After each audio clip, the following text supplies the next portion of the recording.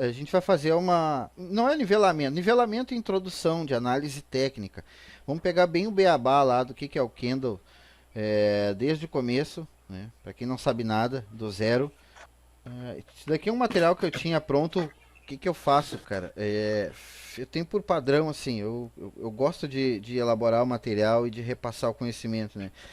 Então eu fico com os slides e sempre que eu... Qualquer coisa que eu acho importante eu vou jogando ali pra dentro, né? Eu vou jogando ali pra dentro. Então isso aqui é um... bem superficial, assim. É só pra gente saber que existe isso. É pra quem não tem contato com nada, só pra saber que existe. Leque tem duas coisas. Quando a gente vai falar aqui do mercado financeiro, de operações, de qualquer coisa, quando tu vai começar a estudar isso, tu pode dividir isso em duas partes. Uma parte é o conhecimento técnico, tá? Que é daí a análise técnica e todo o conhecimento ali que tu precisa. Outra coisa é o trade system, é tudo que envolve ali o gerenciamento e todo o processo. Eu prefiro passar pela análise técnica primeiro, porque tem todos os termos técnicos, palavras, coisas, e aí quando a gente estiver falando de trade system, eu não preciso estar interrompendo para te explicar termos técnicos, né? E também prefiro porque é a curiosidade da maioria. A maioria gosta de começar por aqui, mas eu acho melhor. Então, assim, nós não vamos conseguir nem de longe falar de tudo hoje, mas a gente dá um briefing de análise técnica para quando a gente chegar na parte de estrutura da bolsa, de gerenciamento, disso, daquilo, a gente poder falar e desenvolver a conversa, né? Já vai ter mais ou menos aqui alguma informação do que é isso, de algum termo, de algum negócio assim. Beleza? Beleza. Esse material é teu, Mazone, ou tu pegou de alguém? Esse material é meu. Depois eu posso passar aí para vocês. Isso. Esse material eu vou Valeu. criando, né? Ele nunca está pronto. Eu vou criando. Toda hora. Quando eu assisto alguma coisa que eu acho importante, eu venho e coloco aqui. Assisto qualquer coisa que eu acho, eu vou jogando. Então, assim, não é bem estruturado. É meu pensamento, sabe? É meu pensamento solto que a gente vai conversando sobre isso e vamos vendo como desenrola. Primeira coisa assim que eu acho que a gente precisa falar, precisa começar a entender que a gente não entende de cara, que é tudo que a gente olha no gráfico ali, eu não vou conseguir botar em tela cheia, não adianta. Tudo que a gente olha no gráfico aqui, isso daqui, essas monte de barras azuis, vermelhas e tal, tudo isso é reflexo do comportamento humano. Num primeiro momento, assim, é um pouco difícil de entender como que acontece, mas a gente vai desenrolando e depois a ficha cai, tá? Então, o gráfico, isso aqui, não determina preço de nada. O gráfico só reflete o que está acontecendo nos preços. E, como os preços eles são movimentados por humanos, pelo comportamento humano, existe um padrão de comportamento. E a gente busca esse padrão no gráfico. Beleza? Long e short são dois termos que a gente escuta bastante. Long é para operações vendidas, operações compradas, e short é para operações vendidas. Então vocês vão ouvir bastante, tu vai ouvir bastante quando alguém falar que está long é que está comprado. Quando alguém falar que está short é que está vendido, tá? Tem um negócio aqui, não vou ficar falando sobre isso, mas só para ti que ainda não viu ali, que são os touros e os ursos da bolsa. Então, quando a gente fala em touro, a gente está falando em movimento de alta, e quando a gente fala em urso, a gente está falando em movimento de baixa. Beleza? Só para dar um contexto, assim, né? Não vou me alongar nisso, mas só para a gente saber. Eventualmente, tu vai ver um meme, uma coisinha, um comentário. Touro é movimento para cima, urso é movimento para baixo. E a analogia da bolsa toda, a brincadeira que se faz, é que é sempre uma briga, entendeu? Então é sempre os touros e os ursos brigando para ver se o preço, se leva o preço para cima ou para baixo. Depois assim, tipos de análise técnica. Primeiro, ontem a gente falou, falei contigo no telefone e a gente falou sobre os riscos, os níveis de risco, né? Basicamente, eu te falei que existem três níveis de risco na bolsa de valores. Bolsa de valores é operação de renda variável, Mas não é aquele bicho de sete cabeças, né? Hoje em dia, tecnologia, liquidez, quantidade de gente operando, quantidade de produtos que já tem, né? A gente consegue montar operações estruturadas para correr diferentes níveis de risco. Por isso que lá na corretora, tu tem que definir o teu perfil, porque a corretora só vai liberar para ti investimentos de acordo com o teu perfil. Né? Então, se tu colocar que tu tem um perfil conservador, ela só vai te liberar, por exemplo, renda fixa, né? Pouca coisa de renda variável. Então, por isso teu perfil lá tem que ser arrojado. Ainda assim, dentro da Bolsa de Valores, a gente pode estruturar operações para correr o que eu chamo de baixo risco, médio risco ou alto risco. Né? E isso tem a ver com a alavancagem e com o tipo de produto que tem. Dentro da Bolsa de Valores tem uma série de produtos, tá? Nem vamos entrar no mérito hoje muito. Vamos falar que a gente começa com ações. Então, tudo que a gente falar vai ser direcionado para ações. Mas existem muitas outras coisas além das ações lá na Bolsa. Então, nós vamos falar aqui de ações normais. Petrobras, Gerdau, Vale, do que tem de mais simples, tá? Quando a gente quer comprar ações, detalhe, ações são operações que eu considero de médio risco. Tá? Alto risco, a gente vamos assimilar alto risco aí com day trade, médio risco com swing trade e um baixo risco com position trade.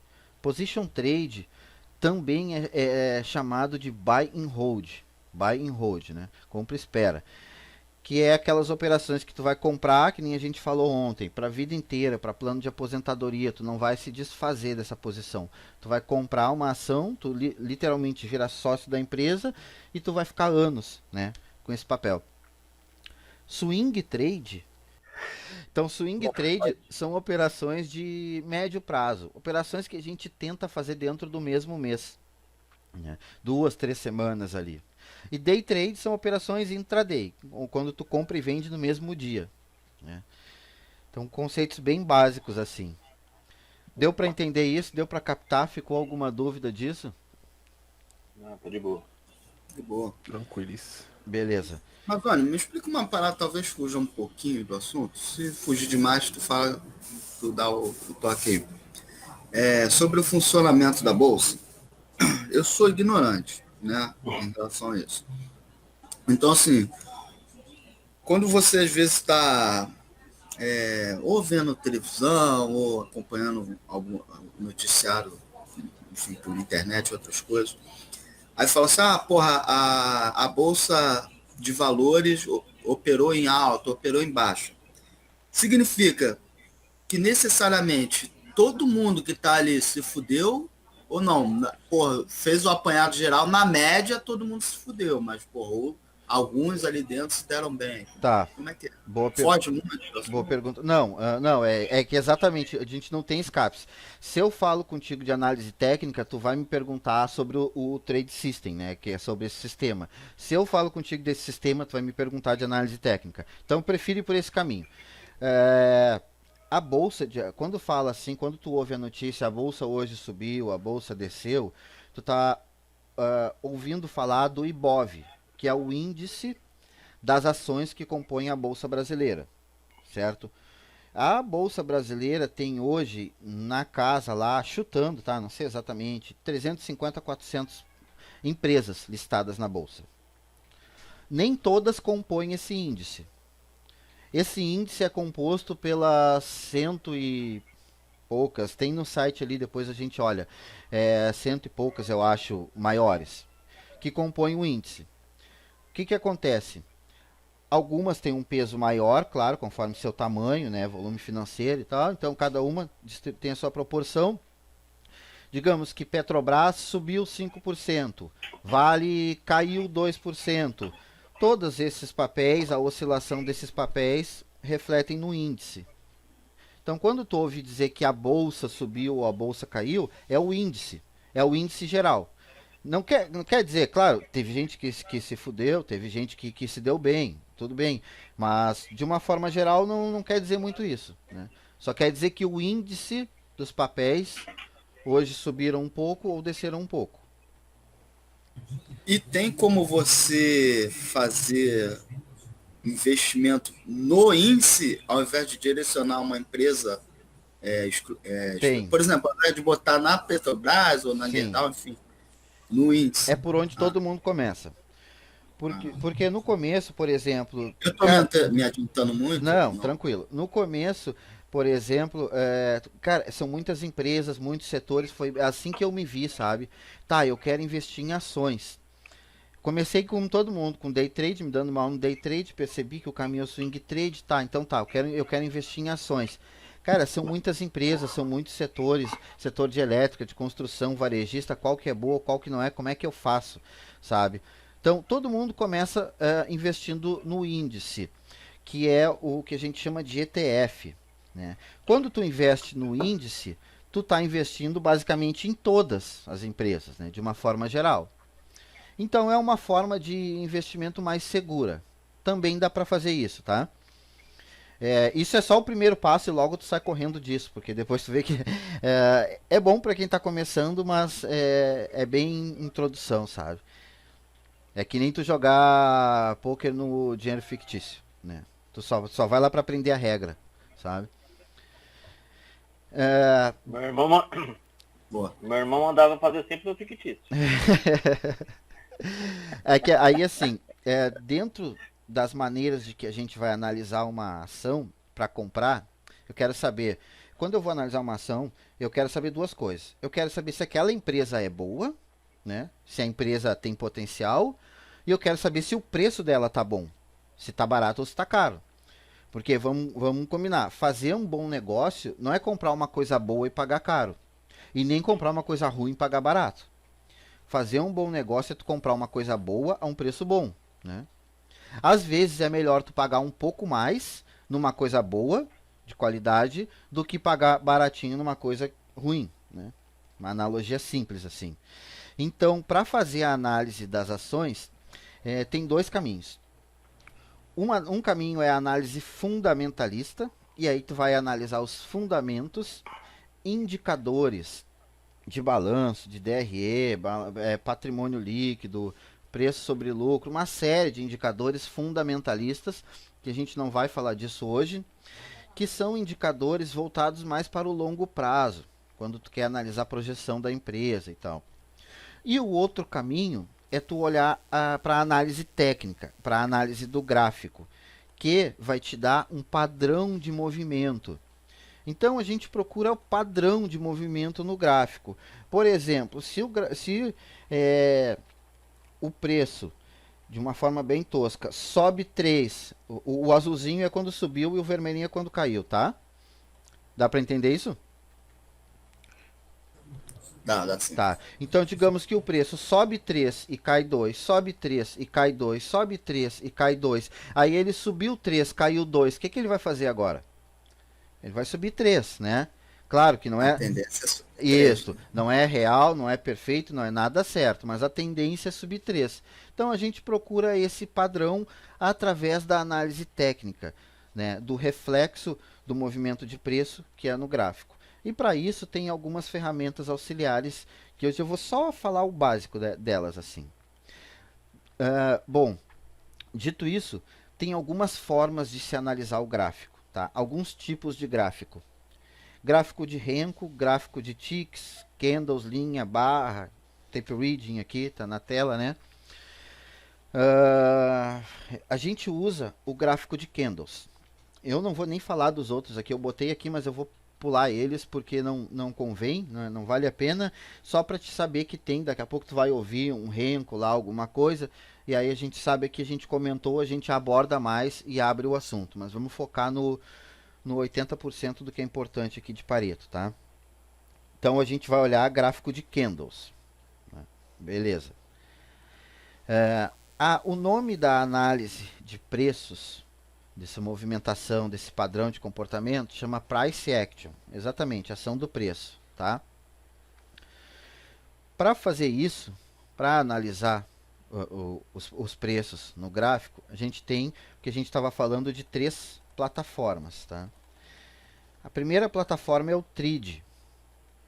Tem ali na Clear, Eu não tenho ela aqui, não tirei foto, não vou mostrar para vocês porque eu nunca instalei. Eu utilizava mesmo essa plataforma aqui, ó, que é um MetaTrader, que é uma plataforma gratuita. Deixa eu abrir aqui mais essa foto.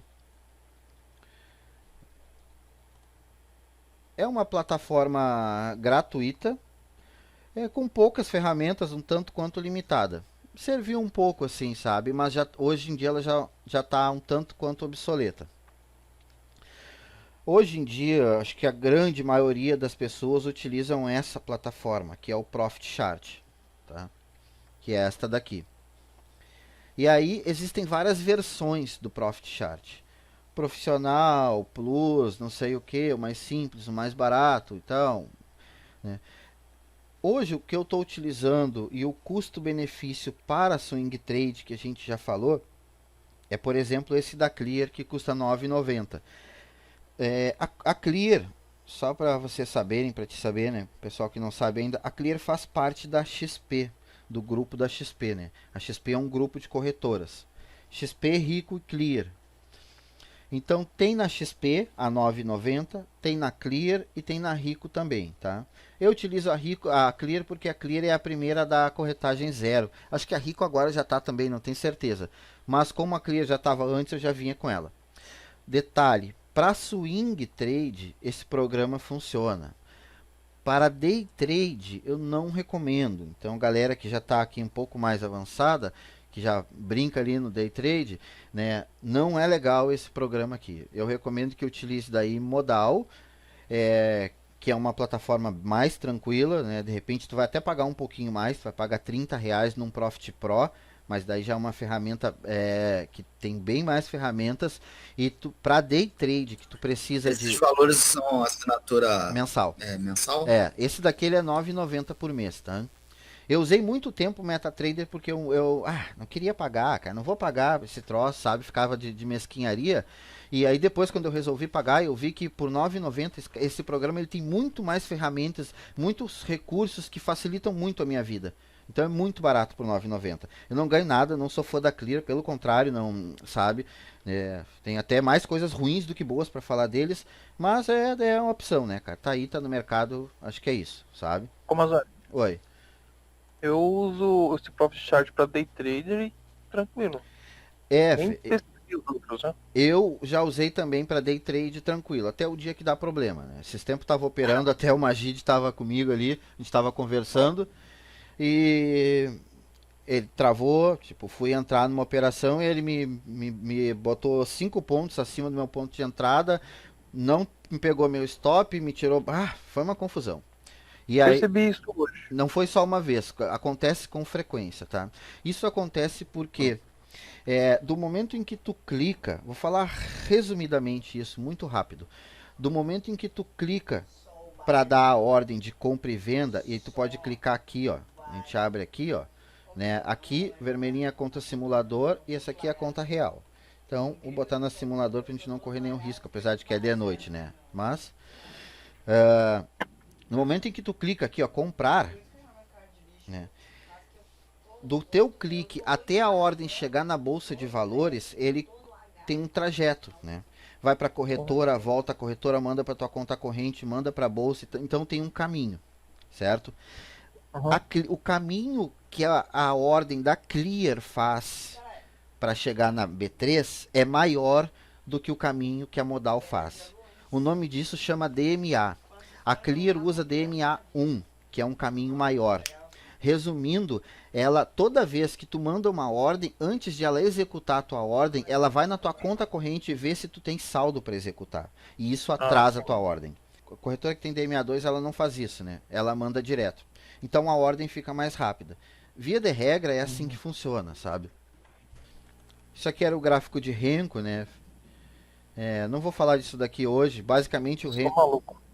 Não, o Renko ele é técnico também, ele é mais limpo que o gráfico de candles, porque ele não é por tempo, ele é por movimentação, sabe? Tipo, a cada, sei lá, tantos contratos ali, a cada tanto que aconteceu de volume, ele vai formando. Então ele vai formando conforme as negociações. Se não sair negócio, o gráfico não se mexe, não tem tempo, né?